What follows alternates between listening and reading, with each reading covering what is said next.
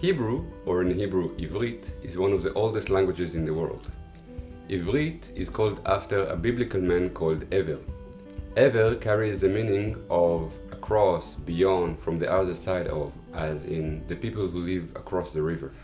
Abraham, who is considered the forefather of the grand monotheistic religions, Judaism, Christianity and Islam, is called in the Old Testament, the Tanakh, Avraham HaIvri, or Abraham the Hebrew. One Jewish commentary says that he is called like that after Ever, the biblical man who lived before him. Another Jewish commentary says that he is called like that because Abraham came me'ever hayarden, from across the Jordan River. אני אומר עכשיו משהו, ואולי אתם לא מבינים מה אני אומר. Why didn't you understand what I'm saying? Well, first of all, if you take my courses, you will. But secondly, in Jewish tradition, thousands of years ago, all of humanity used to speak one language, so they decided to join forces, build a tower and get to the sky. A tower that got the name Migdal Bavel in Hebrew, or Tower of Babel.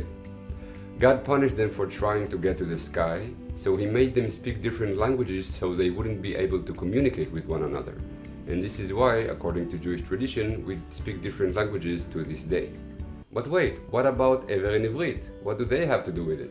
Well, according to a Jewish commentary to the Tower of Babel story, Ever was the only one who didn't take part in building of the tower. So he was the only one who never got punished. So he's the only one who speaks the original language of humanity, the language of Ever, Ivrit. We will speak forever the language of Ever. But wait, is really Hebrew the original language of humanity? Was it always called Ivrit? Was it really spoken incessantly throughout history for thousands of years? Who spoke it in the past? And who speaks it today? Let's find out. Actually, this language wasn't always called Ivrit. In the Old Testament, the Tanakh, it was called Yehudit, after Mamlechet Yehuda, the kingdom of Judea that existed to the eastern shores of the Mediterranean Sea between the 10th and the 6th century BC. The term Jews, Yehudim in Hebrew, comes from the word Yehuda, or Judea. So the language of Yehudit was spoken in the kingdom of Judea, Mamlechet Yehuda, and also in the neighboring kingdom, Mamlechet Israel, the kingdom of Israel, the kingdom of the Israelites. If today Jews are named after Judea, Yehudim, Yehuda, then Israelis today are named after Kingdom of Israel, Kingdom of the Israelites. These two kingdoms shared common history, beliefs, rituals, and, as we said, the Yehudit language, which, for the sake of convenience, I will refer to from now on as Classical Hebrew. Like many kingdoms at those times, these kingdoms and political entities were not politically stable and were subjected to wars and conquests, both domestic and foreign. I'm sure glad that's not the case anymore. Oh wait.